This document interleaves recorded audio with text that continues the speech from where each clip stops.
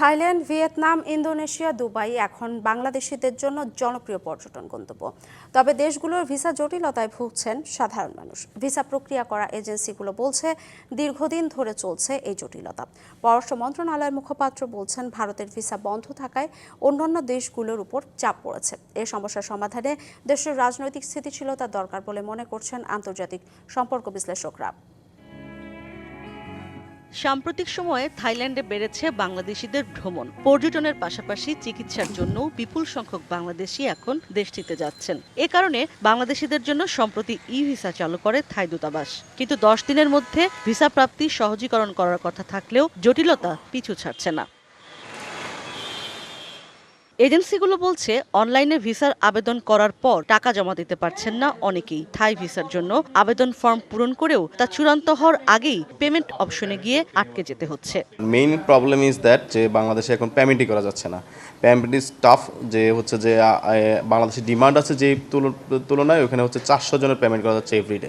দেখা যাচ্ছে যে এখানে ডিমান্ড আছে মোর দেন 3000। এদিকে ভিয়েতনাম ও ইন্দোনেশিয়ায় একসময় বাংলাদেশিদের জন্য অন অ্যারাইভাল ভিসা থাকলেও ভিয়েতনামে ইমিগ্রেশন অ্যাপ্রুভাল সিস্টেম বন্ধ রয়েছে। ইন্দোনেশিয়া যেতেও লাগছে ভিসা আবেদন। 5 আগস্টের পর থেকেই বন্ধ রয়েছে দুবাইয়ের ভিসাও।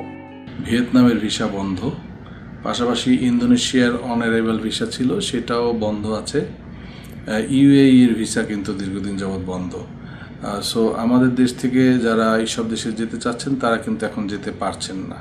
যমুনা ইলেকট্রনিক্স ঈদে ডাবল খুশি অফার সিজন 3, যে কোনো পণ্য কিনলেই পাচ্ছেন নিশ্চিত ঈদ উপহার। পররাষ্ট্র মন্ত্রণালয়ের মুখপাত্র রফিকুল আলম বলছেন মূলত ভারত ভিসা বন্ধ করাতেই অন্য দেশগুলোর উপর চাপ বেড়েছে।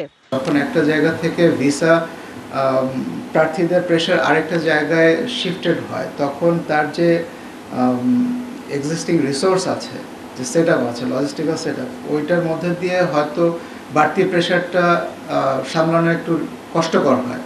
আন্তর্জাতিক সম্পর্ক বিশ্লেষক ইমতিয়াজ আহমেদ সে পথেই হাঁটলেন অনেকখানি। বলছেন কোন দেশ ভিসা বন্ধ করলে সমপ্রতিক্রিয়া দেখাতে পারে অন্য দেশও। যেহেতু একটা দুটো দেশ এমনিতেই কমিয়ে দিয়েছে ভিসা দেওয়ার ব্যাপারে, সেটাও কিন্তু ইম্প্যাক্ট পড়ে নাই। আমি হয়তো বোঝাতে পারি তাকে, কিন্তু তারও তো ইন্টেলিজেন্স সোর্স, তারও তো ইনফরমেশন সোর্স এগুলো আছে। তো আমার মনে হয় অ্যাটেনশনটা সেই জায়গায় দেওয়া দরকার যে কত তাড়াতাড়ি আমরা একটা স্টেবিলিটির দিকে যেতে পারছি। কবে স্বাভাবিক হবে এসব দেশের ভিসা তা বলতে পারছেন না কেউই। ইশরাত জাহান উর্মি, ডিবিসি নিউজ, ঢাকা।